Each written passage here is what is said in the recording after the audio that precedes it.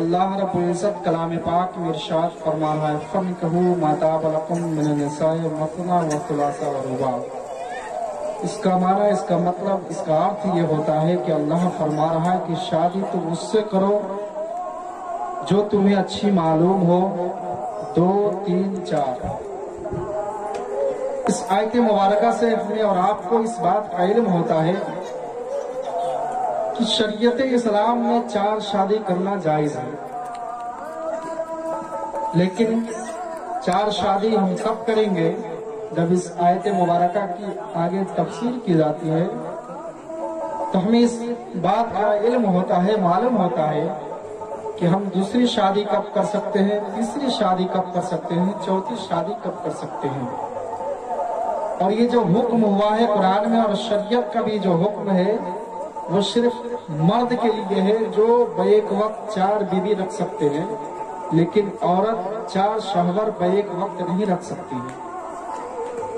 یہی شریعت ہے اور یہی قرآن بھی کہہ رہا ہے۔ لیکن میرے بزرگ اور دوستو، حضرت امام ابو حنیفہ رحمۃ اللہ علیہ جن کے ہم اور آپ تقلید کرتے ہیں، جو ہمارے اور آپ کے امام ہیں، انہی کے مسئلوں و مسائل پہ ہم اور آپ عمل کرتے ہیں۔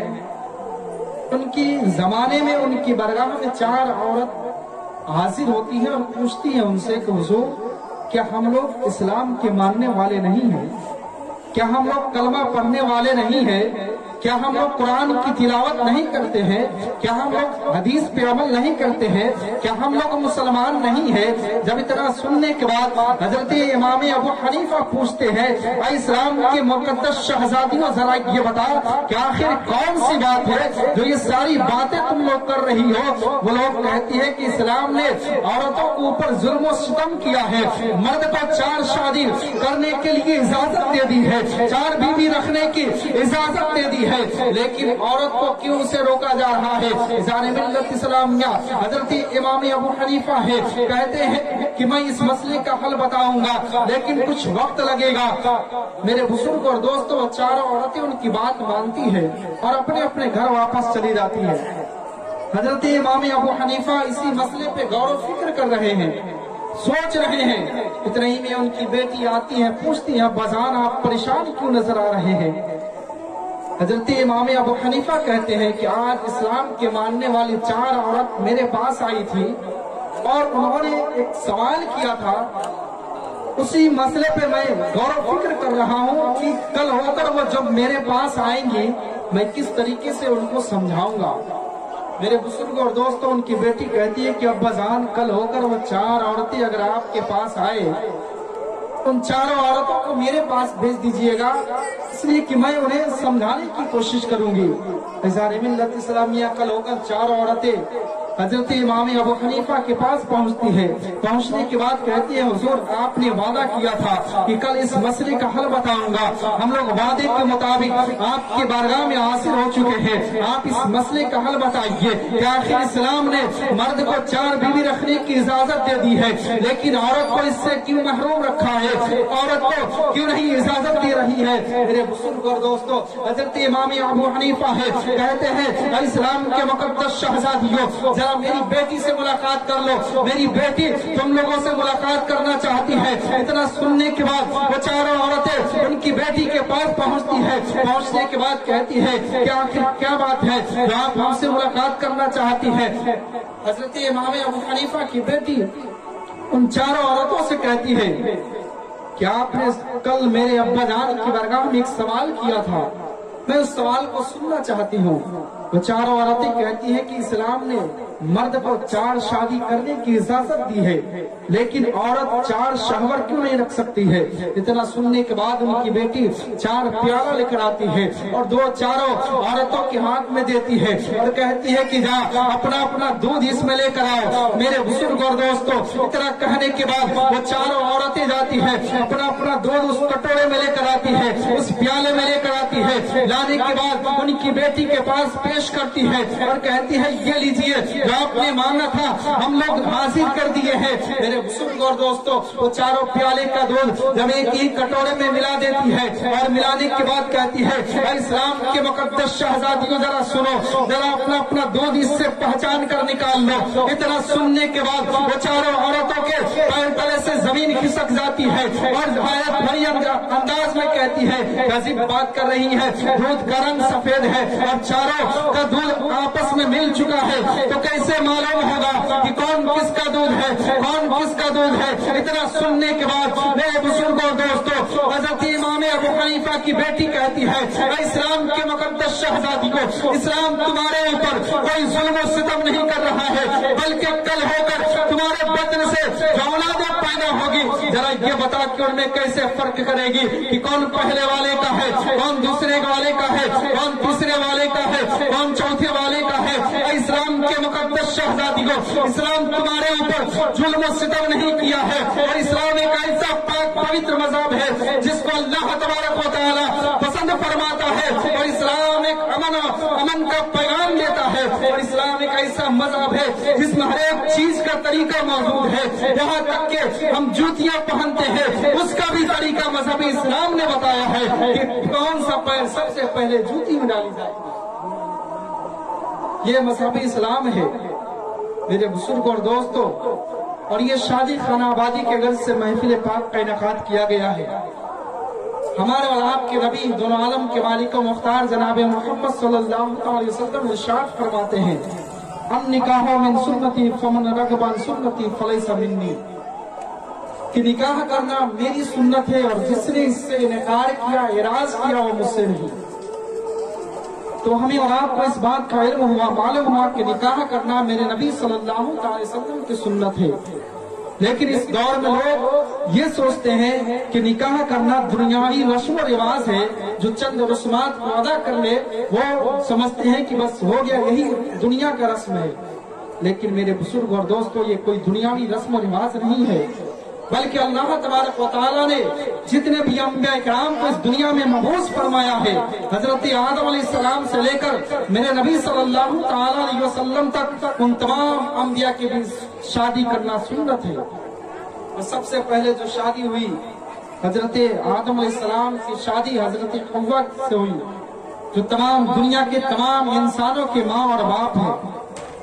میرے بزرگ اور دوستو آئیے میں بتاؤں کہ حضرت آدم علیہ السلام کی شادی حضرت حوا علیہ السلام سے کیسے ہوئی۔ اللہ تبارک و تعالیٰ نے حضرت آدم علیہ السلام کا پتلا تیار کیا، حضرت آدم علیہ السلام کے جسم میں روح ڈالی گئی۔ جب انسانی شکل و صورت میں حضرت آدم علیہ السلام آئے تو اللہ تبارک و تعالیٰ نے ان کو حکم دیا کہ آپ جنت میں چلے جائیں، آپ کا وہی گھر ہے، وہی ٹھکانہ ہے، وہی رہنا ہے۔ میرے بزرگ اور دوستو اللہ کے حکم پاتے ہی حضرت آدم علیہ السلام جنت میں تشریف لے جاتے ہیں۔ جنت میں رہنے کے بعد کچھ عرصہ گزرتا ہے، کچھ وقت گزرتا ہے،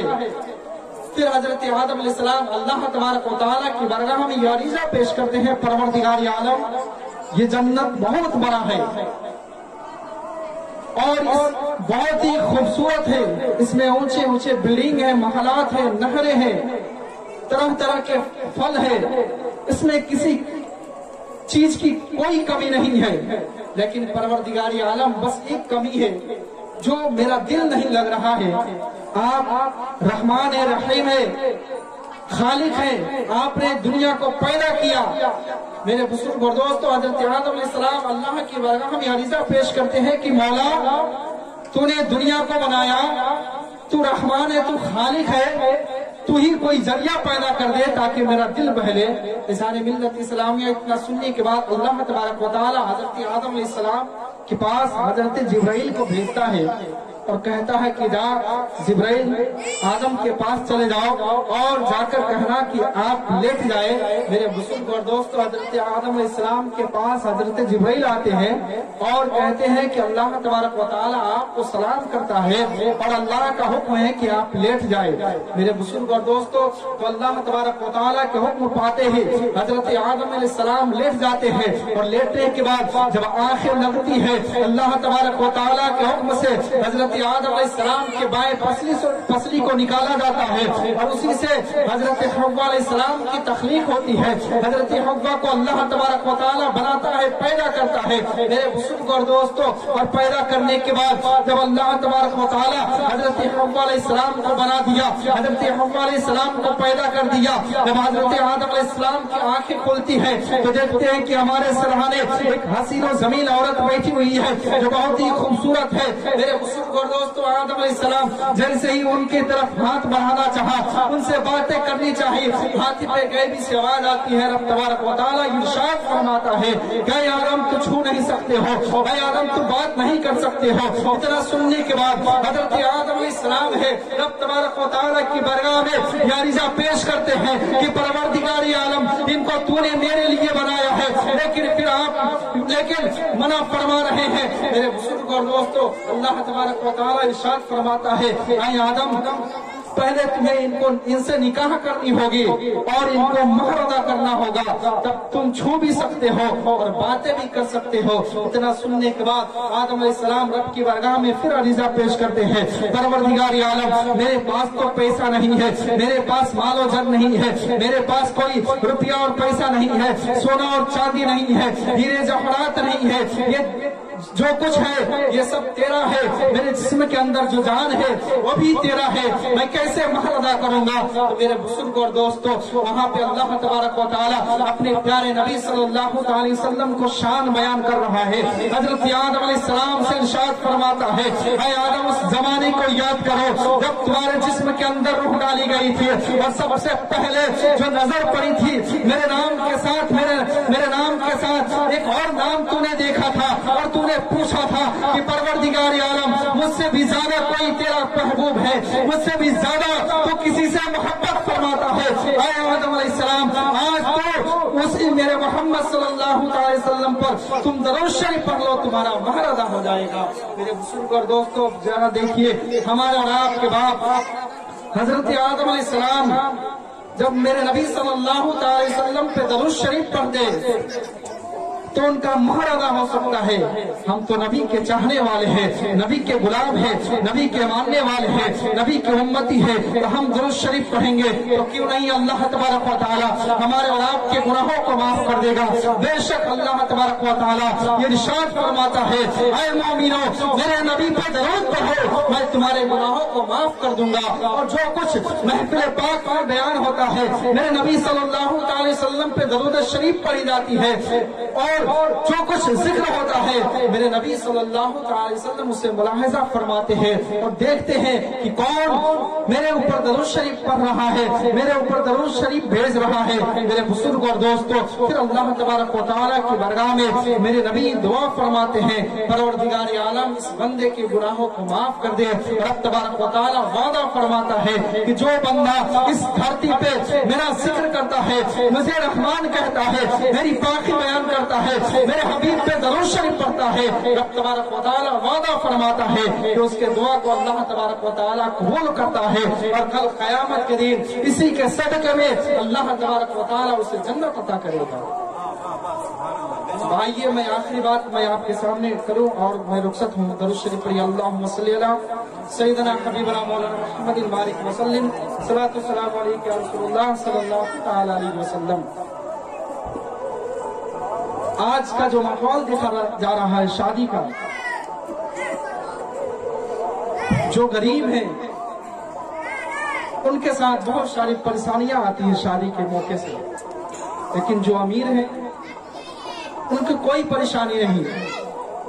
आज का जो दौर चल रहा है, बेगर दहेज की शादी नहीं हो रही है, लेकिन कुर्बान जाओ मेरे नबी सल्लल्लाहु अलैहि वसल्लम पर और हजरत फातिमा पर कि अल्लाह तबारक व तआला के हुक्म से मेरे नबी सल्लल्लाहु अलैहि वसल्लम अपनी बेटी लख्ते जिगर हजरत फातिमा की शादी हजरत अली से जब की, तो उस वक्त मेरे नबी सल्लल्लाहु अलैहि वसल्लम अपनी बेटी के दहेज में सिर्फ एक खजूर के छाले भरे हुए गद्दे और एक तकिया और एक चक्की, जिसे हमारा अपनी जबान में जाथा कहते हैं, मिट्टी के बर्तन, मिट्टी के लोटे दिए। मेरे नबी चाहते तो दुनिया की तमाम चीजें اپنی بیٹی کے دہیج میں دے سکتے تھے، اس لیے کہ اللہ تبارک و تعالیٰ نے ان کو کل کائنات کے مالک و مختار بنا دیا ہے۔ اور میرے نبی صلی اللہ علیہ وسلم کسی پہاڑ کی طرف اگر انگلی کا اشارہ فرما دیتے اور اشارہ فرما کر صرف یہ کہہ دیتے کہ اے پہاڑ تو سونا بن جا، وہ پہاڑ سونا بھی بنتا اور میرے نبی کے قدموں پہ پڑتے ہوئے نظر آتا۔ میرے بزرگ اور دوستوں، لیکن میرے نبی صلی اللہ علیہ وسلم یہ دیکھ رہے تھے کہ اگر آج میں اپنی بیٹی کی دہیج میں اگر کوئی قیمتی چیز دیتا ہوں، کل ہو کر اسلام کا قانون بن جائے گا اور ہر باپ کے اوپر یہ فرض ہوگا کہ اپنی بیٹی کے دہیج میں دے۔ لیکن میرے بزرگ اور دوستوں، آج لوگ دنیا میں میرے نبی صلی اللہ علیہ وسلم کے سنت کو بھول چکے ہیں۔ میرے نبی ارشاد فرماتے ہیں کہ بہتر شادی وہ ہے جس میں کم خرچ ہو۔ تو میرے بزرگ اور دوستوں، ہمیں چاہیے کہ اس چیز پہ عمل کرے، سنت پہ عمل کرے، اور جتنا کم خرچ ہو اتنے کم خرچ میں اپنے بیٹے اور بیٹی کی شادی کرے۔ میرے بزرگ اور دوستوں، بس اتنا ہی کہوں گا کہ اللہ تبارک و تعالیٰ کی بارگاہ میں دعا ہے کہ پروردگار اپنے حبیب صلی اللہ علیہ وسلم کے صدقے میں جو کچھ بیان کیا، اگر اس میں کہیں سے کمی رہ گئی ہو تو اپنے حبیب کے صدقے میں اسے معاف فرما، اور جو کچھ صحیح ہے اس پہ ہم تمامی کو عمل کرنے کی توفیق و رفیق عطا فرما۔ استغفر اللہ ربی من کل ذنب واتوب الیہ، حق لا الہ الا اللہ محمد رسول اللہ صلی اللہ تعالی وسلم۔ السلام علیکم۔